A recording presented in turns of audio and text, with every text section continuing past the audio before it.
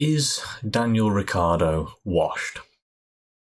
Yes, he is, but only compared to his old standards. Looking at comparisons between him, Lando, and Yuki from the McLaren days and now for RB, it's a little unfair to his legacy. The F1 grid these days is a strong grid. As much as people like to complain about it, the only driver that isn't Formula One quality is Logan Sargent, in my opinion. And yes, I do think that Lance Stroll is good enough. I've come to that conclusion this season, looking back on his career, but that's neither here nor there. Anyway, back to Ricciardo. Like I said, the grid is really high level, and being the second, third, fourth worst driver on the grid doesn't mean that you don't deserve a seat, because Daniel is a quality driver, and he's shown in the past, and he showed it last year in Mexico. He's just unfortunate that his teammate is Yuki Tsunoda, who absolutely has raw pace. And it seems like everyone has had the similar type of idea, because my YouTube feed and Twitter has just been full of Ricciardo versus Tsunoda.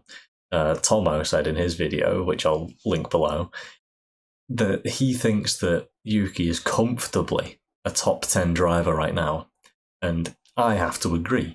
There's no slight on Daniel when people say that Yuki's faster than him, because outside of Ferrari, Merc, McLaren, there's only really Verstappen and Alonso that are faster, my opinion.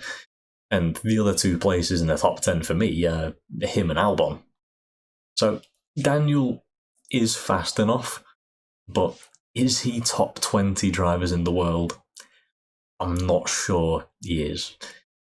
People keep saying that the car isn't suited to him and that's why he didn't do good at McLaren either. But if he has as much experience as he has, and he can't adapt to another car, when looking at the RB, it seems like a car that's just average at everything. It doesn't excel anywhere, but it's just a good all-around car. And maybe good might be being too generous to it, because it doesn't look that quick, it's just average at everything.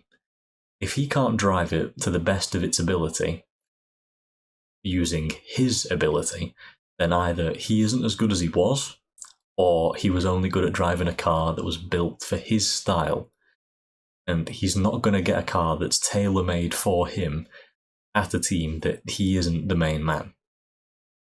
And he's not the main man because he was a late replacement for Nick de Vries, and he didn't exactly make waves with his return. Daniel's pace hasn't been terrible, but in qualifying he's been around a tenth off Yuki. But a tenth is usually that difference between making it through to the next part of qualifying and getting knocked out. And in Australia, he admitted himself that he couldn't have put together the lap times that Yuki put together in Q2 and Q3. That's the story of qualifying, but you'd think that an experienced driver like Daniel would be better in the race and be able to push effectively while keeping the tyre wear lower than a guy in Yuki that's only ever given his flowers for being quick. But you'd be wrong if you thought that, because in the similar stints that you can take from this season, he's at least 1/10, sometimes 2/10 down a lap on Yuki's race pace. It's not a massive gap, but it's not nothing either. Unfortunately, there's way more than 20 drivers who deserve a seat in Formula One. If I have my way, he won't be on the grid next year. And if you want to see what my ideal grid looks like for next year, keep an eye out for a video that will be coming out soon. As always, I hope you enjoyed. Leave a like and let me know your thoughts on the current state of Daniel in the comments, and I'll see you guys next time.